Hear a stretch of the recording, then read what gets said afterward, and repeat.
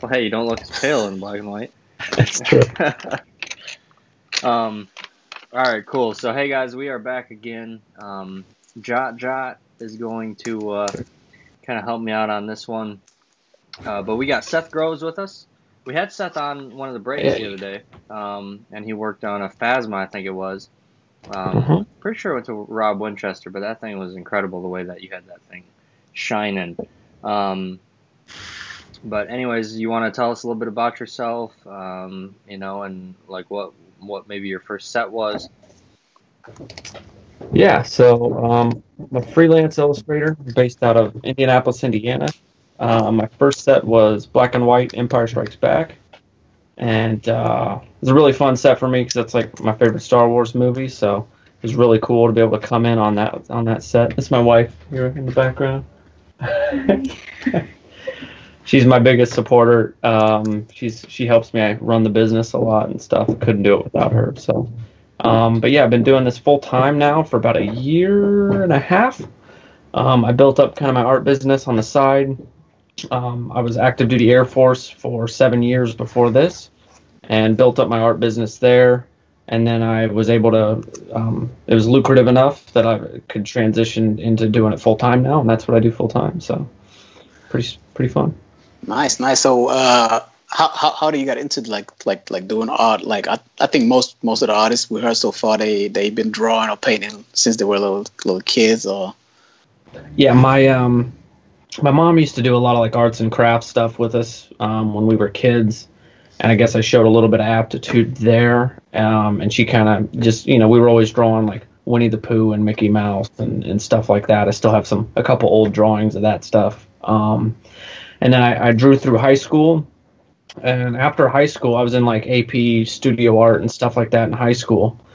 And I kind of stopped drawing after my senior year of high school, and I probably didn't draw for like 5 years. Like I, doodle stuff and whatnot, but really didn't draw much at all. And me and my wife ended up going to Star Wars Celebration. Anaheim, was that 2015, I think? And we were in the artist alley, and I was just like, like talking to all these artists, seeing all this incredible art. And my wife looked over at me. She had I kept saying like, man, I wish I could do this. This is so cool, like I wish I could be a part of this and could have got here or whatever. And she like looked over at me with like kind of tears in her eyes. She's like, you can do this, like just do it. And like that was kind of the only push I needed right there. And then a few weeks later, I ended up drawing one of my first pieces, getting back into the art here. I ended up drawing this piece right here of Kylo Ren. Nice. Oh man, it's got some bad glare on it, but we can still see it. Yeah. So I ended up drawing this. This is 100% color pencil. It took me, I think, like 32 hours or something like that, but and this kind of got me back into it, and I've been kind of going ever since. Yeah. Awesome. So I guess you've been a Star Wars collector. Star Wars fan, probably your whole life. Oh yeah, for sure. So I'm 30 years old. My dad took me to the re-releases as they were releasing in the 90s. He took me to all those. He bought me a big AT-AT toy. I had a decent amount of Star Wars toys growing up. He took me to all those, and then the prequels came out there shortly after. So I went and saw all those in theaters. Loved those, especially for the age that I was. Yeah. Obviously, they're divisive with fans and whatnot, but I really love the prequels as well as the sequels. I've been watching them ever since. And then, yeah, like I'm a massive nerd. I probably have like the world's first Kylo Ren tattoo, too. I got this like 3 days after the first images of his helmet came out, and I got like Vader on the back, Boba Fett and stuff. So, yeah, I'd say I'm a pretty big Star Wars nerd. So did you paint those tattoos yourself and showed it like to the guy who did the tattoos, or? Yeah. So I designed it all, and nice. They're all done by my buddy Chris Ramirez outside. He's in Wichita, Kansas, because that's where I was stationed. So he did all of them except the Kylo Ren. The Kylo Ren was done by a really famous artist named Nico Hurtado I actually met him at Star Wars Celebration in Anaheim there. And I had extra money because I was back from a deployment, so I had some extra money to blow, and got a pretty expensive Kylo Ren tattoo. Probably the world's first Kylo Ren tattoo. I haven't had anybody try to question on that, but 3 days after the first images of him came out, I had a Kylo Ren tattoo, which is bold, but I really love the character Kylo Ren, thank God. So Yeah. Okay, awesome, nice. So how would you say has your style, your art style changed, like, or developed throughout the years? And would you describe, like, how would you describe your style now? Like, do you think you have a certain style that you always do? Yeah, I definitely have a certain things that I always like look to do in a piece. I try to like break things down into like simple concepts, like what's this character mean to me, you know? And like so with Vader, it's like duality, you know? He's got his light side, his dark side. He had to make these choices, and you know, like what I try to break that down, and then how do I tell that story in a single picture? You know, how do I try to convey that in a single picture? So that's typically like where I start from when somebody asks me to do a piece of art or whatnot. Sometimes you just go off visual language. You come up with a cool idea, like, you know, lava flowing from Vader's helmet, and then you try to just make that work sometimes. But I don't know. My art's like very detail oriented. Like I get obsessive about details. I lose myself in them for like hours. I realize I've been working in a tiny space that's like this big for like 3 or 4 hours, and I'm like, it doesn't feel like it doesn't probably look like I've done anything, but I feel like I've improved it, you know? So, but it's always evolving. I think you're always evolving as an artist, and if you're not, you're probably getting kind of stagnant and not pushing yourself. So I'm always looking at artists that I respect a lot and what they do, and trying to see how I can incorporate that in like an original way into my own art, really. So. Okay, cool. So you said Empire Black and White was your first set you worked on, right? Uh-huh. So did you, like, before doing that set, did you know about sketch cards, or did you know about like the Topps trading cards and stuff like that, or was it like throughout a friend who was like, hey, look at this, you probably should do that?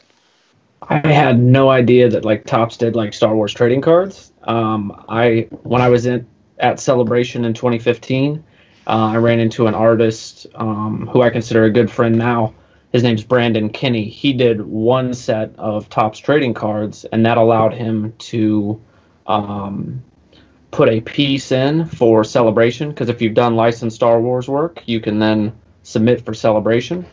And that's how he ended up getting into Celebration. So he said, hey, do one set of these Star Wars cards, which I'm on like my 6th set now because I actually really like doing them. But he said, do one set of those. At that point, you have licensed Star Wars work, and then you can start submitting for Celebration and start putting in for other licensed Star Wars projects and stuff. So, yeah, before I had no idea that like Topps did trade these trading cards now, but I'm really happy to be a part of this community. I really like it, and I'm gonna keep doing the sketch cards. So you guys will keep seeing. Yeah, and we really enjoy your work. I actually am lucky enough to own, I think I have 2 or 3 of your lightsabers you just did for the recent Masterwork set. Cool. I love those. Yeah, those almost got lost when they showed up on my doorstep. Yeah. Yeah, those were fun. All the little technical details, because man, the sabers are so well crafted. They're such a cool. They're just beautifully crafted in the universe, and they're all such unique little cool designs that I just wanted to do them like on a tiny scale. And I was down there with tiny pencils and pens and putting all the shines into them and stuff. I had a lot of fun during that project. So that's probably my favorite set I've done all together cohesively. Okay, awesome. I think Tyler asked that also, like, to all the other artists, like, do you have like a favorite medium you use for your cards, or do you switch it up every now and then for like different sets or stuff? I typically always use, I'll grab a couple here. I typically always use Copic markers. That's like my go-to, but on this last set that I did for to be released like later this year, what's it called? Chrome Perspectives. I think that's From the one I just perspectives. finished up. Yeah. Okay. For that one, I mixed in some like spray paint, mixed in some chrome spray paint. Gel pens. I use gel pens quite a bit. Like white gel pens mainly. And yeah, that's pretty much what I stick to is those things. I'll do a tiny bit of airbrushing sometimes, but I'm not good at airbrushing, so I just do like backgrounds and stuff like that. But yeah, I don't go with like oil paints or anything like that. There's a lot of really good artists, like my good friend Candace Daly. She like dabbles in all kinds of different paints and stuff, and that's just totally out of my wheelhouse. I wouldn't want to do that. Okay. So how do you approach like when Topps comes with the new set? So how do you decide how many trading cards you will do for that set? And do you set yourself a limit like on how long you work on one card per set? Yeah, I try to, man. I never take more than the minimum amount of cards, which is 30. Okay. And I do them all in color, so I get 34. So I get four artist returns. I never do more than that because I have so many other art projects going on. If I tried to do more than that, I would be probably overwhelmed with just how many you have to do. And yeah, I try to set an hour's time limit per card, but man, it never works out. I probably always spend like probably 2 hours per card at least. On some of the best ones I've done, if it's going really well, I just let the art take me where it wants to go. And, I've spent like probably 5 hours on some of my favorite cards I've done. So, I think you just shouldn't shortchange the art based on a time limit sometimes. Not all the time. Obviously, you got to like kind of balance that. But if it's going really well and it's something you love doing it, then sometimes you just got to give that card an extra hour or two of attention, I guess. So. Okay, cool. Yeah, that's to me personally as a collector, that's super interesting to hear. Like, I gotta be honest. At first, like when I really had no clue, because I'm like absolutely not talented. Like when it comes to drawing, painting, or anything. When I looked at these cards, I thought like, okay, they probably working like a couple of days on one sketch, because of what I see. When I heard like the times and what time you spent, I was like, okay, what the hell, Yeah. So it's still very interesting for me to hear, like some only they say like maximum 30 minutes, for example, Yeah, I'm slow. Yeah, there's some artists that are way, way faster than me that can do basically kind of what I can do in like 30 minutes. It blows my mind too, man. I'm like, what? 30 minutes? You're crazy. Like, yeah, I'm really slow. So, no, speaking of artwork, sorry, I don't mean to interrupt, but I got a sneak, a little glimpse at some artwork that I think you put out into the world a couple years ago or something from Mohammed Jelani showed me last night. It was a Luke with twin sons. Cool. I think he said that you sent it to him for like might have been Secret Santa or something a couple years ago. I'll have to see if he can send me a picture. You talking about me? You mean what I drew? Yeah. What I painted? Yeah. Why It wasn't did bad. You do that? Why did you do that? Oh yeah, I forgot about that. Yeah, we did like a I think I worked like 2 weeks on that. It took me like forever. I swear to God. Is it a sketch card? And yeah, it was sketch card size. I think I bought like it's the only time I use those what is it, like the pencils or whatever, like watercolor acrylic pencils. I still have them. Like Faber-Castell is the brand, I think. Not getting paid from them. But yeah, it was fun. But no. Just we'll leave it at that. We'll leave it at that. But yeah, do you have like, okay, that's probably two questions. So do you have a favorite character or scene or landscape to draw? And the follow-up question would be, are there characters which you find are like maybe easy to paint or to draw, and what characters do you think are like more missing the word, more challenging to paint or to draw, and why so? Man, okay, so my favorite character, like, forever has been Boba Fett. Just, I said this when me and Tyler were on and I was drawing. Boba Fett's just amazing because the aesthetics of, like, his design, the worn, rugged look of his helmet, all of his gear and stuff is just, like, I mean, it spawned a whole thing of Mandalorian. You know, he's in the movie for, like, a couple minutes, but there's this whole Mandalorian.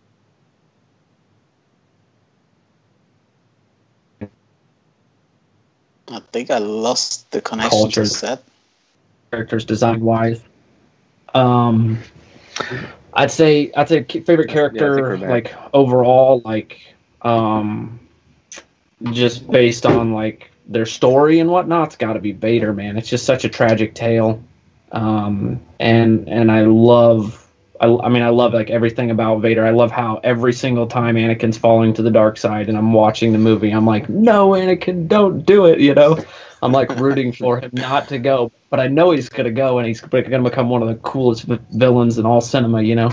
But there's just something about that makes me love Anakin and also love Vader, too, which is actually what my Star Wars... the submission I submitted for Star Wars Celebration this year is, like, a Vader piece, and it's, like, the duality of, like, his light side, dark side thing. So I can't show you guys that, but hopefully it gets picked up, and hopefully we actually get to have Celebration this year. But Candace is asking you to show us Phasma. I don't have the little sketch card that I did, but I do have this big... We're talking about the big one, yeah. This big guy right here. Wow. Yeah, so this is mixed media here. It's 16 by 20. It is mainly color pencils, spray paint, airbrush. Wow. Okay, now I can see it on the Facebook feed. Wow. Detail in here that's, like, really difficult. Yeah.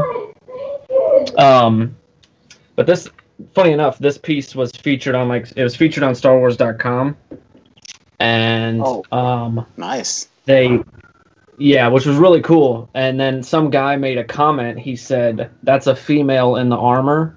I can't tell it's a girl." And then Star Wars re-commented, "It's a female in armor. You don't need to know. It doesn't need to be feminine," or whatever. And it went, like, viral. So my art went viral, like, completely viral. Like, everybody was reposting it and stuff, which is super cool. Awesome. It was, like, the first moment that one of my pieces, like, you know, kind of blew up. So that was really cool. Like, Gwendolyn Christie, like, retweeted it and stuff like that too. So, you know, it's cool to know that they all, like, saw my artwork and everything. But awesome. So that's great. This piece holds like a really like, special place in my heart because it's, like, the first piece that Star Wars, like, kind of recognized too. So nice. I wasn't sure if you got to the part of my question with sorry. which character. No problem. Tyler, it's all blame on Tyler. With what For sure. Which characters are, like, more challenging to draw? Oh yeah, man. I really love drawing, like, armor. I love drawing metal a lot. So, like, Phasma's really fun. I love drawing Kylo's helmet. I really love drawing, like, pretty much all the helmets of Star Wars, which is what I focused on in my Chrome perspectives. It's all just, like, helmets, and then it's got some splatter and stuff. You guys will see those when they release. Nice. Well, hopefully we'll see. I think Anil Sharma did a whole set of helmets for, I think it was 2018 Masterwork, and they never showed up. Like, nobody ever pulled one of his sketches. That's crazy. That's really crazy, yeah. Tops kept them for themselves, huh? Probably, that's what I'm saying. Hopefully we'll see them. One of the employees liked him too much. As far as difficult characters to draw, man, I'd say one of the hardest characters to draw is like, Kylo Ren with his helmet off, Adam Driver's face. Adam Driver Okay. has such a strange face, where it looks super different from almost every angle. He can look like a pretty attractive sometimes, and then he can look like one of the ugliest guys ever sometimes. It's so strange. And if you get it wrong, it just looks off, you know. I mean, that's a lot of likenesses, but I think his is such a difficult one to nail because of the way his cheeks are and his nose and his jowls and stuff. It's pretty tough. So I'd probably pick like Kylo Ren, no mask. That'd be my toughest. Okay, interesting. Yeah, we didn't hear that often. Yeah, we are. We're starting to run out of time here. I know you showed us a couple of the pieces you had there. I don't know if you had anything else there you wanted to show, or I can always pull up your pictures in your booth, which are phenomenal. Yeah, I've got a couple you can see here. I got some of my returns as well. So here is a Royal Guard return, Porg shaped, that I have from Chrome Legacy. This is from Chrome Legacy as well. To Ewan McGregor Obi-Wan portrait. I got this Vader here. This is one of my personal favorite cards I've done. My celebration piece is kind of based off of this as well. This concept of the blue and the red. So that's Porg shape there. Got this here. Got the Grievous. I can't remember this Knight Ren's name, but this is one of my favorite cards because it's got these really fun textures that I was able to achieve in it. This one was for the Rise of Skywalker set, and then I've got this Kylo here too. I put the blue in the background. The set released before the movie, but I knew he was going back to the light side. I could tell in his character development. That's the blue right there. So that's awesome. Just saying, I called it. And then I like to show off these. 'Cause these don't look good. Like the photos of these don't look as cool as they actually look. So so this is my limited edition Darth Maul. It's a silver foil, and you can see his lightsaber's got all that fun shine to it. Put a little bit in his eyes and the side of his face there as well. Wow. Yeah. So that's this really, really cool. That's pretty large too. What size is that? You graph this and put they're 12 by 18. So this one's a limited edition of 50.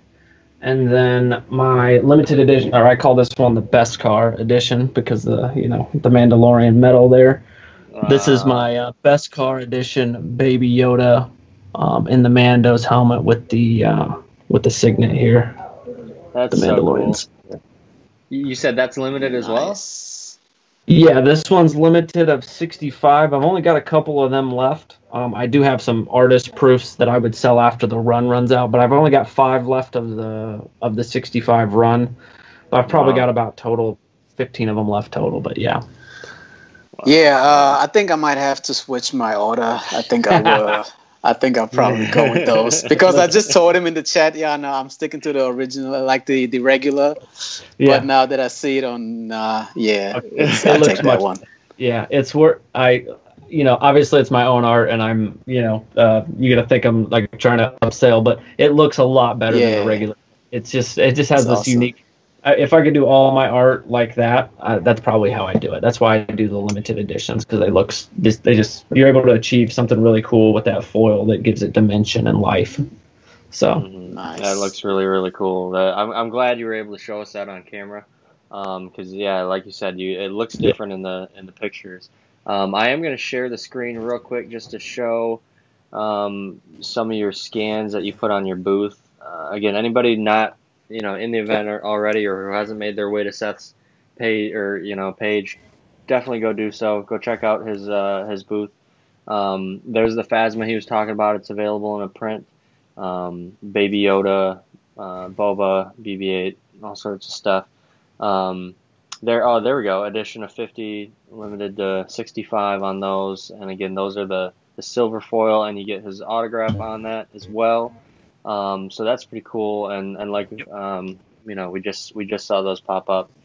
Looks like you've got the original Kylo and Phasma pieces available, which are phenomenal. We just saw those framed up. And then here are the one-of-one returns that he just showed us on camera. And the Chrome Legacy I thought was really, really cool. Something unique. He did it was harder to see on camera when he showed them, but you can see on Grievous, he's got green on one side, blue on the other on the bottom, because they kind of look like lightsabers, and that's kind of I know we had talked about that before. Yeah. That's kind of what he was going for. You could see Obi-Wan's got blue on his, and I know he said he did that with all of them.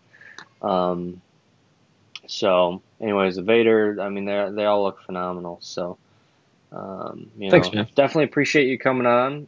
It was great to talk to you before, and even get another perspective now with Jot on.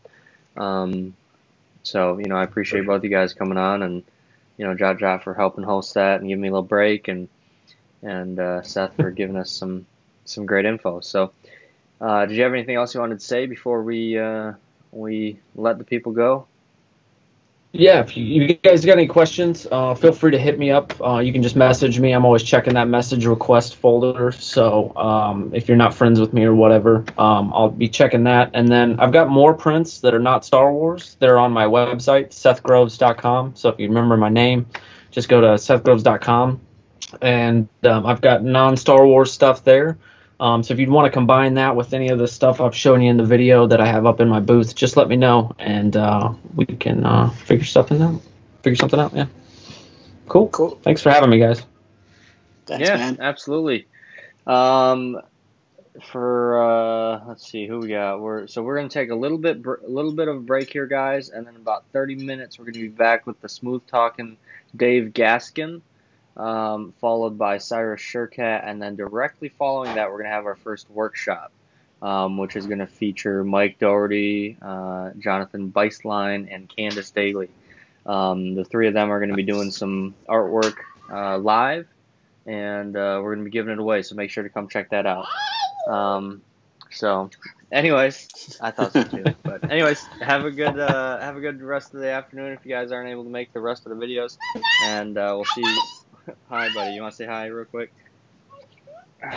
Hey, little Tyler. All right, I guess we don't need you anymore. So, but all right, guys. Have a good afternoon, and if you can, check us out again in about 30 minutes. All right. Take care. Thanks.